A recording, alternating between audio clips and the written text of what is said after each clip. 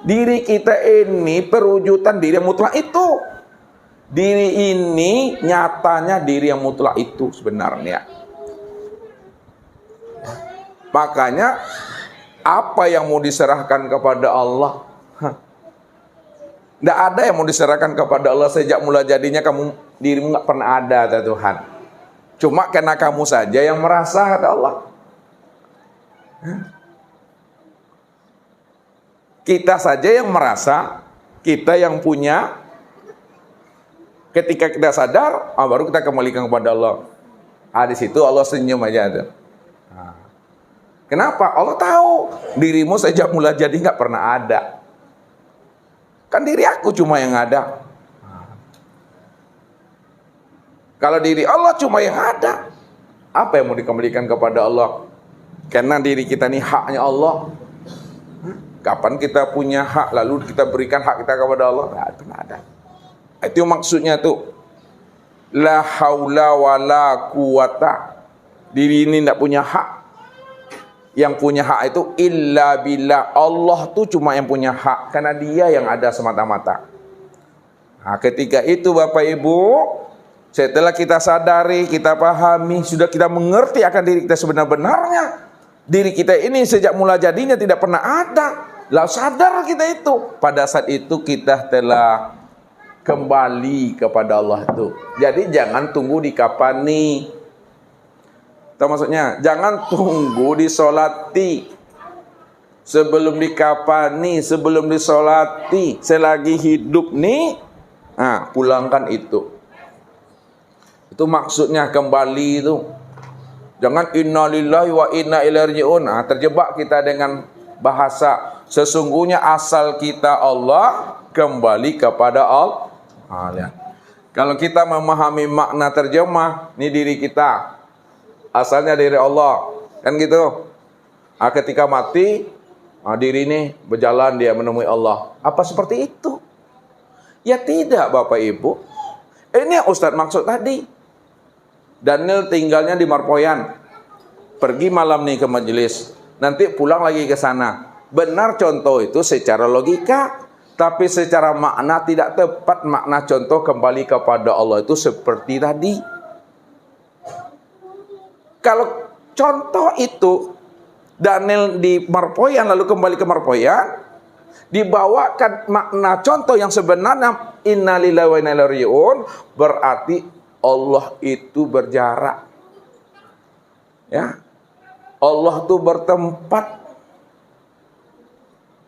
Padahal dia cuma yang ada. Segala tempat itu kenyataan dirinya. Tidak ada. Yang lain hanya dirinya cuma. Maka makna kembali itu bukan seperti itu. Makna kembali itu, kalau disimpulkan kaji kita sementara malam ini, makna kembali itu sadari sesadar-sadarnya bahwa diri kita sejak mula jadinya tidak pernah ada. Ketika itu udah kembalilah kepada Allah itu. Allah cuma yang ada. Itu makna kembali. Itulah makna syahadat tuh. Jadi syahadat itu bukan hanya dalam bentuk lafaz. Kalau bentuk lafaz itu ucapan namanya asyhadu an la ilaha illallah wa asyhadu anna Muhammad Rasulullah. Itu syahadat lafaz, itu syahadat ucapan. Apakah kalimat syahadat itu yang syahadat? Tidak, Bapak Ibu, itu ucapan. Yang syahadat sebenarnya syahadat itu sudah menyaksikan Allah sempurna nyata pada diri insan ini. Ini yang makna syahadat. Kalau kita sudah menyaksikan Allah secara sempurna pada diri insan, mati kita secara syariatnya itu yang disebut namanya mati syahid. Mati sudah menyaksikan Allah pada diri sendiri. Diri sendiri ini tiada lain adalah dirinya sendiri. Bukan itu, yang sadar. Itu yang menyaksikan. Itu makna yang sebenarnya. Kalau kita sudah menyaksikan Allah pada diri sendiri, itu yang dikatakan diri yang berkelima. Itu kiasnya. Diri yang berkelima itu diri yang sudah mengenal dan menyaksikan Allah pada diri sendiri. Itu yang berkelima tuh. Siapa dirinya sudah berkelima, mati dia di dalam kelima, la ilaha illallah dakhalal jannah. Man akhirul kalamihi la ilaha illallah dakhalal jannah. Barang siapa yang di akhir kalamnya paham dia, mengerti dia, mengenal dia, yang la ilaha illallah itu siapa, maka surga bagi dirinya itu. Bukan melapaskan Bapak Ibu. Kalau melapaskan itu ditembak, kita ditikam, kita dibalok kita sama orang. Ketika mati la ilaha illallah, itu di film tuh. Yang di akhir kalam itu maksudnya akhir kesudahan hidup, akhir akan detik mau mati itu. Sadar kita dah mengerti, kita mengenal kita. Yang la ilaha illallah itu ini orangnya Muhammad Rasulullah itu. Itu yang akhir kalam. Itu yang dirimu kelima. Itulah diri yang telah bersyahadat, yang telah menyaksikan yang ia saksikan itu. Ini diri sendiri. Diri sendiri itu bukan diri Bapak Ibu. Diri sendiri ini diri nyatanya diri Allah. Itu maksudnya. Nah, kalau diberi namanya, kita lihat, kita rinci ya. Tuhan nih, lihat Tuhan. Kita buat pindah sini. Tuhan itu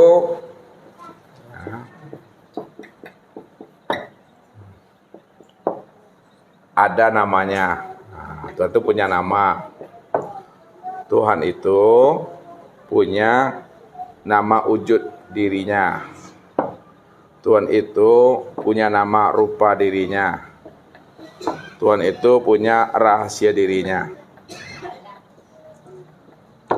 Lihat, kalau itu Tuhan punya nama, pertanyaannya, siapa nama dirinya? Aduh, nama dirinya siapa?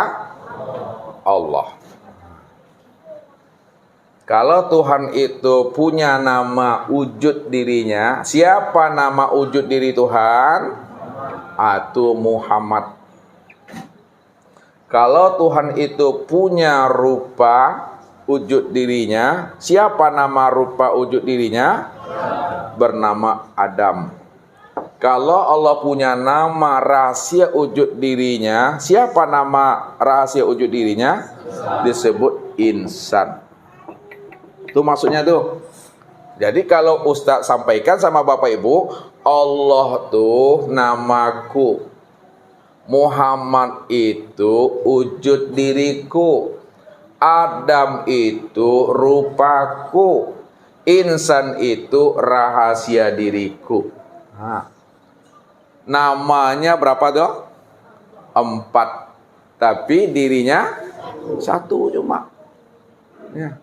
Kayak Pak Ridho nih Pak Ridho nih Tuhan, namanya Allah, ya, wujudnya Muhammad, rupanya Adam, rahasianya insan, aku yang menanggungnya. Menanggung zat sifat asmal itu aku, diriku. Itu maksudnya tuh. Namun tak boleh ngaku-ngaku. Kalau udah paham jangan ngaku-ngaku. Diam aja lah lagi. Karena Nabi udah katakan, man arafallah fahuwallah. Nah, ini lihat, ini dalilnya.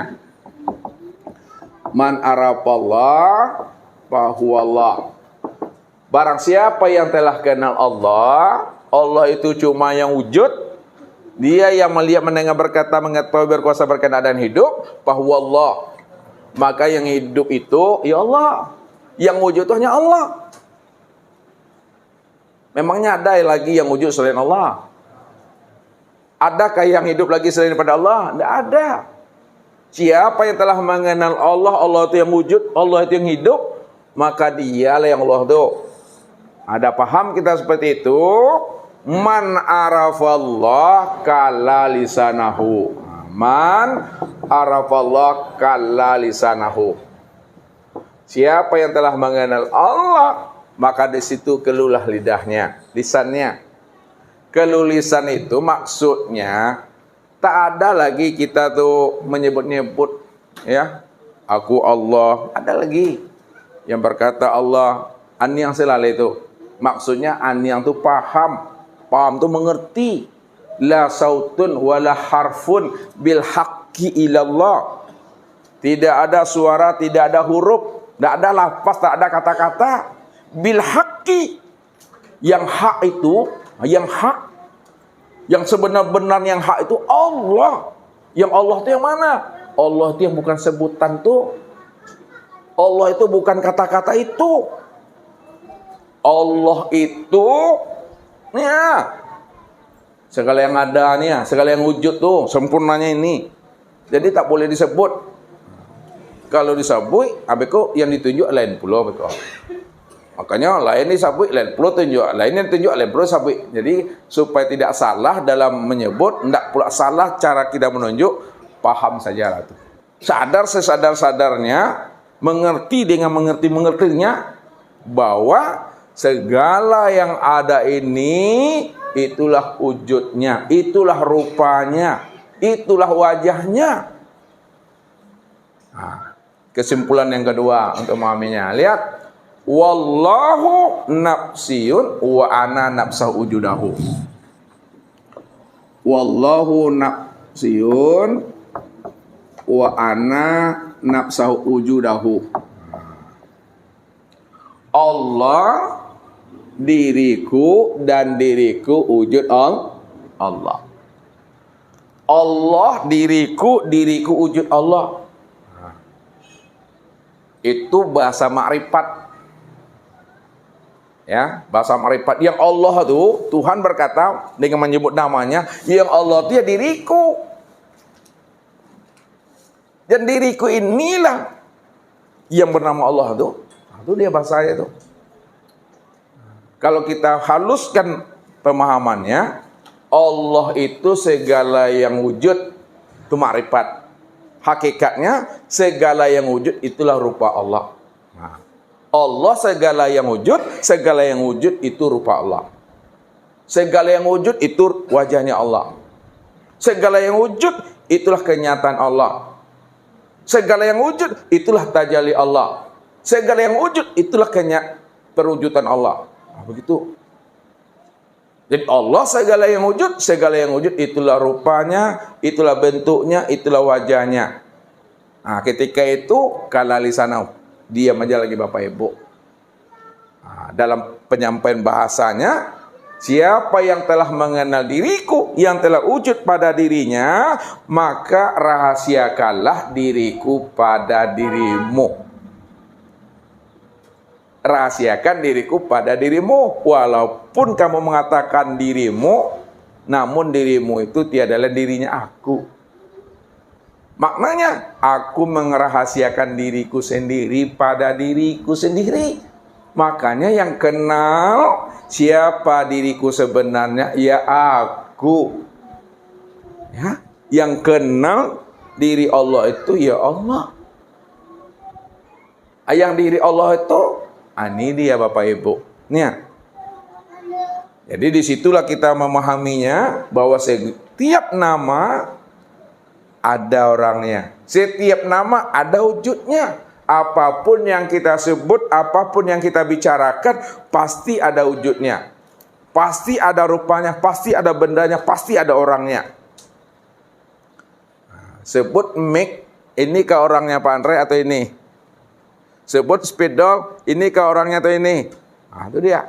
Berarti setiap nama itu ada wujudnya, ada orangnya. Apapun yang kita sebut. Sekarang sebut Allah, mana orangnya Pak Andre? Ah, ini orangnya. Ini wujudnya. Ustadz masuk ke dalam. Ketika Pak Andre, Ustadz katakan sebut Allah, mana orang ini? Apakah orangnya itu diri yang ini saja atau diri ini juga termasuk? Ini termasuk. Nah, kalaulah semuanya termasuk dirinya, maka kesimpulannya untuk mengambil pahamnya, disebut orangnya, disebut namanya, pasti ada wujud dan orangnya. Sebut Allah, yang orang itu, nia segala yang wujud. Siapa nama segala yang wujud tuh? Siapa nama segala yang wujud? Muhammad. Maka untuk menyaksikan rupanya Allah, untuk menyaksikan rupanya Tuhan, untuk menyaksikan wajahnya Allah, maka memandangnya kepada Muhammad. Muhammad itu yang mana? Muhammad itu segala yang ada. Namun kesempurnaan memandang Muhammad pada segala yang ada, memandangnya kepada insan. Sinilah sempurnanya itu. Nah, begitu Bapak Ibu memahaminya. Disitulah terhentinya kalam kita, terhentinya segala ilmu itu. Maka hentikan akalmu, hentikan hatimu. Diamkan hatimu, diamkan pula pikiranmu. Yang ada hanya Dia semata-mata. Nggak bisa disebut lagi. Kalau disebut bersifat namanya. Ya, kalau disebut bersifat, makanya sifat itu untuk menjelaskan hakikat yang sebenarnya. Kalau tidak disebut, tidak akan pernah bisa kita mengenal.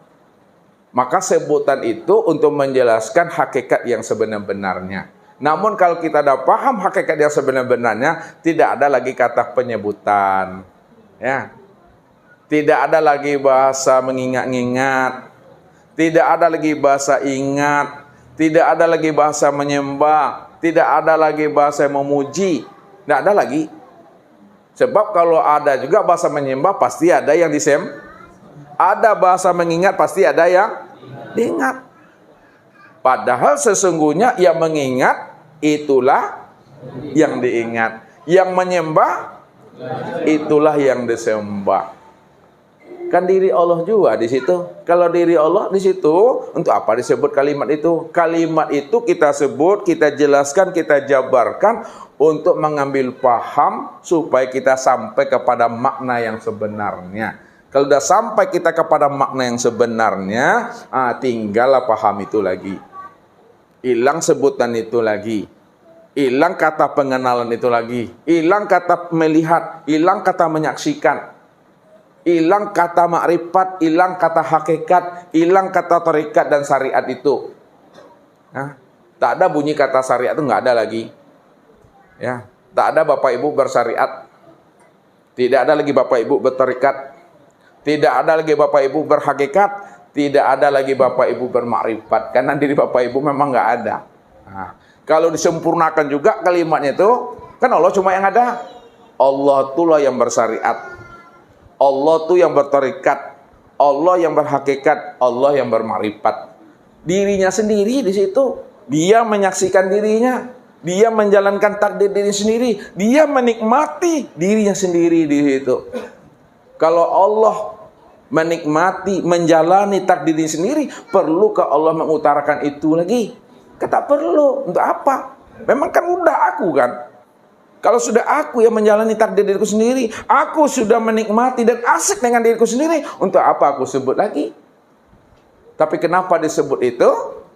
Untuk menjelaskan bahwa dirinya cuma yang ada, selain dirinya nggak ada. Makanya jangan merasa ada.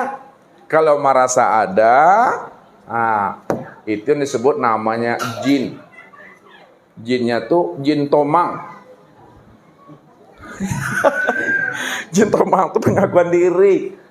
Itu yang iblis tuh, yang setan tuh. Dua aja tuh.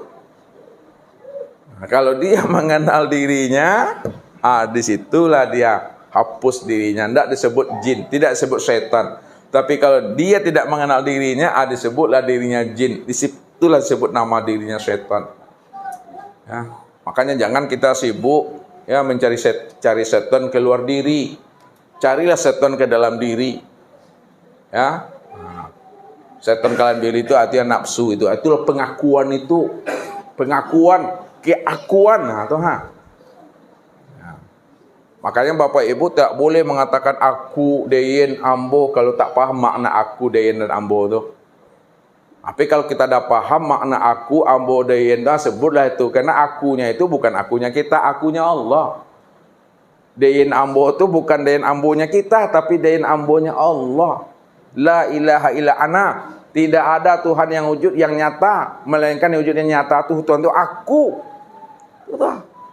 Yang dia juga Dia la ilaha illahu. Tidak ada dia yang melihat, yang mendengar, melainkan dia melihat. Itu hanya dia, Allah. Tuh paham itu. Boleh kita bilang akunya Daniel, bilanglah tuh. 50 tahun, 60 tahun, kalau sampai masuknya mati itu mah. Lalu akunya Daniel ada lagi tuh. Akunya siapa yang ada? Akunya Allah. Itulah aku yang sejati itu. Aden lah. Atau Aden yang sejati itu Allah. Nah, jadi boleh kita mengatakan aku, saya, denai, ambo itu kalau kita paham. Tidak berdosa tuh. Tapi kalau tak mengerti kita hakikat aku, dayen, ambo, denai, saya itu wujud kazanbun, pengakuan dirimu yang mengatakan aku, denai, ambo itu walaupun ada bahasa yang kasar, ada bahasa yang halus, tetap dosa tuh. Dosa itu tidak memandang bahasa kasar dan halus. Pengakuan diri itu yang sebenarnya. Atau memahaminya tuh. Nah, jadi kalau udah paham kita ya nikmati aja lah hidup ini lagi. Tak boleh kita lagi menuding-nuding Tuhan. Menyala-nyalakan Tuhan, tak boleh. Ya. Menyalahkan Tuhan itu nampak pada menyalahkan nasib, menyalahkan takdir, ya, menyala-nyalakan perasaan hidup, itu tak boleh dah. Kalau awak menyalah-nyalai nasib, takdir, rata tangan, rata jari, perasaan hidup, ialah sama awak menyalah-nyalakan Tuhan tu mah. Itu. Ya, itu yang Ustaz sampaikan tuh. Sayang kepada diri itu bukti sayangnya kepada Allah. Benci kepada diri itu bukti bencinya kepada Allah.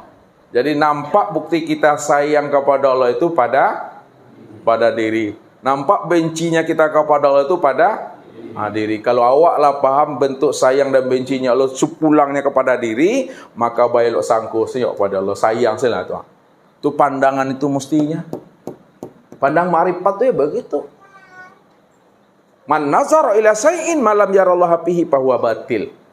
Barang siapa yang bisa memandang kepada sesuatu, siapakah nama sesuatu itu, silakanlah. Tapi tak mampu dia memandang Allah pada sesuatu, itu pandangan yang berdosa itu. Tapi siapa yang bisa memandang kepada sesuatu, lalu dia mampu memandang Allah pada sesuatu, karena Allah itu yang nyata pada sesuatu, dan Allah itulah yang bernama sesuatu, dan sesuatu itu aku, kata Allah. Itu pandangan yang putus, itu pandangan makrifat. Maka hidup kita akan menjadi rahmatan lil alamin dan rahmatan fil alamin. Nah, lihat kesimpulan kaji. Terakhir.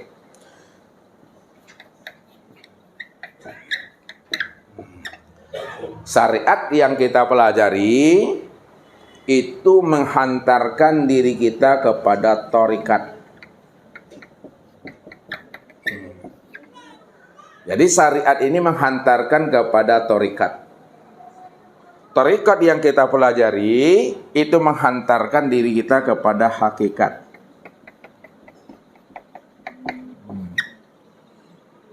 Jadi thariqat itu menghantarkan kepada hakikat. Sedangkan hakikat yang kita pelajari itu menghantarkan diri kita kepada ma'rifat.